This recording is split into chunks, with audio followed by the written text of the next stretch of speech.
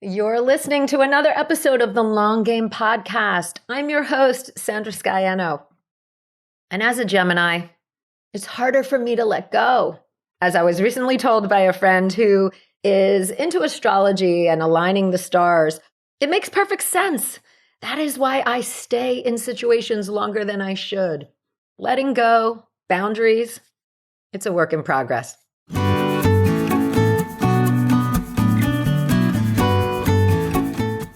You're listening to the Long Game Podcast with Sandra Scaiano. In a world where everyone is doing, it's easy to get lost in a sea of comparison, secret tricks, and promises of overnight success. The long game is my approach to business. The actual day in and day out philosophy that you have to show up, you have to do the work, and there's no quick fixes for long-term success. I'm a web designer, digital strategist, and energetic thinker, and I'm here to share the process and lessons I experience with my clients daily who are going through the same struggles of building a business as you are. We'll hear from successful entrepreneurs sharing their long game strategies, and I'm fun, so we're gonna have a little fun along the way too. Thanks for being here. Let's get to today's episode.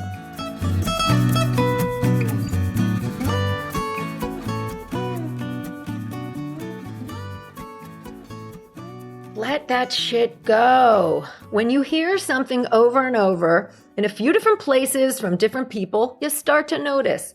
My husband and I were talking recently, and he made mention of water taking the path of least resistance. And shortly thereafter, our handyman was here touting the properties of water, finding the path of least resistance. You know, I paid attention to that symbolism, that recurring symbolism. I gotta just let it go, right? I always choose a word for the new year, and I like to keep it in mind as I go through my days. I'll stop and I'll remind myself of my word each quarter, or when something monumental happens, I may chalk it up to my word of the year. And this year, I started with one word, and I was set on it. But as I rolled into January, it transformed into something else. I started with the word boundaries. 2020 was the year that these went out the window, and probably for you too. There was a way that I had to understand the place that my clients were in. There were distractions and picking back up. There were setbacks. You know, there was all of this compounded with indecision. I showed up and served. I got through 2020 by completely distracting myself with my work. I just kept going and I didn't stop. I did not take a break until the holidays, really. And all the while, I kept this mental list of things that I needed to tidy up. You know, as I climbed out from beneath the pile of pandemic rubble, I knew that before year's end, this was something that I wanted to commit to. I wanted to commit to my own boundaries and handling any situation in a way that worked for me. So I started doing the work right then. And you know, I made that inner commitment to honor my boundaries, and I had set it to all areas of my life, not just business. And then as December came to a close, I realized that boundaries, they are so much more. They are an honoring of myself and my views and what's important to me. And the whole concept became greater. I had a deeper understanding about what boundaries mean. And it was about unapologetically being myself, being okay with that, loud and all. So I'm naturally outgoing. You know, I take an interest in people and things, and I will talk to anyone. I am that person in the supermarket line who will talk to you. Some of you know me in person or virtually, and you might be able to tell from listening to my podcast that I make friends easily. But there still can be that voice inside that says, oh, why did I say that? Why did I do that? I give myself turmoil over these social faux pas or jokes that I think didn't fall just right. And I let that in. I let those thoughts in. You know, the ones where I judge myself on some unspoken rule that exists in my mind. So again, work in progress. But I spent some time in the past month cleaning out some boxes in the basement. I was not someone, because I distracted myself with work, I was not able during the pandemic to take on all these other projects. Clean out the basement, paint the kitchen. I wasn't able to do that till the end of the year. And I was going through some boxes of papers that I was going to shred. And I was taken back in my mind to my past. And I remembered a few times where I asserted my boundaries when it came to business. In one job, I found out there was some unethical things occurring, ones that I didn't want to be a part of. So I made the decision to leave. And later, when I had a super alcoholic boss, I resigned from there too. I want to make it clear, though, that in both of these instances, they were built up over time. I guess going back to, I'm a Gemini, I stay in these situations longer than I should.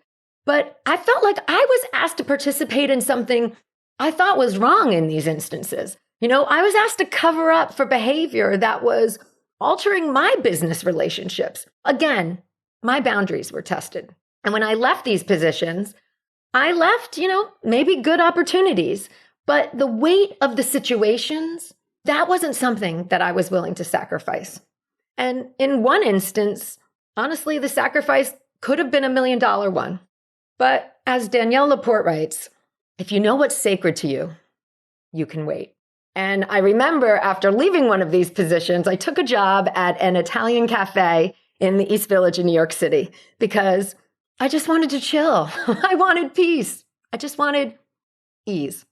What I realized that day in my basement is that my boundaries, my ethics, doing what is right, these are all my core values. Enabling by dealing with the cleanup and the fallout of someone else's bad behavior. That's pressure on my general people-pleasing ways. And within these experiences, they've taken place over decades. So these core values, they were unfolding for me and presenting themselves. And it's amazing to have these realizations, to put the pieces together that have occurred over years. So my core values: treat people well, do the right thing. Freedom equals creativity. When I picked the word boundaries for my word of the year, it sounded like a negative, like I was putting up a wall. And actually, that made me not want to share my word this year. I was keeping it close to my heart. And I never like to lead with a negative. It's as if, it's a correction for something, as if boundaries are a correction for something. And in some ways they are, but boundaries are also such a positive. And when I spent more time with it, the word boundaries began to expand in meaning. Boundaries, it means clarity. It means freedom to be. Boundaries mean intuition. It means listening. It means honoring the voice inside. And for me, the word boundaries became to mean truth. It became self-acceptance, and it became comfortable. Because when you honor your boundaries, you do all these things. You are living your utmost truth. That is what you find acceptable and what you do not find acceptable. You glow in self-acceptance.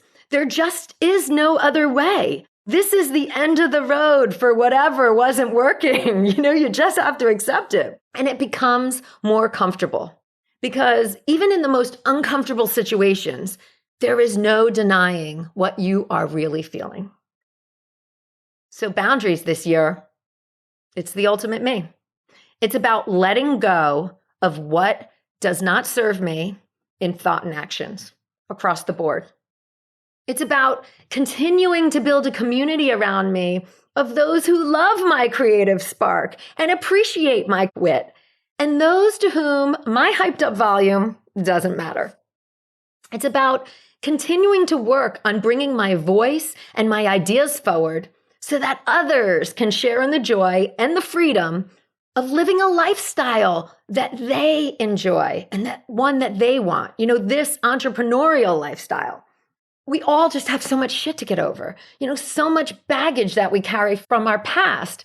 And this ultimate me message, it's one that can take a lifetime to come around to. I was really going through decades of stuff coming up with some of this. But it's one of the keys to success, though. Being who you truly are, enveloping the knowledge that you share with who you really are, That's the secret sauce. It allows for attraction, and the right people are going to find you and go on part of that journey with you. We get to decide who we want to be every day. Thank you for listening today. This episode, it took a lot for me to bring forward and share. And I'd love to hear from you. I would love for you to reach out to me and let me know how you are honoring your boundaries this year. It can be for business, it can be for your health or some other area of your life. Like, how are you bringing your ultimate me? Hop over to my Instagram, share with me on the post for this episode. I'm going to put some things in the comments, but I would really love to hear from you guys. And I can't wait to hear what you are all honoring. All right, I'll see you next week, everyone. Thanks for joining me today. You can access more info in the show notes at thelonggamepodcast.net. If today's show connected with you in some way, please share it with your friends or hop on iTunes and leave me a review. Until next time, keep playing the long game.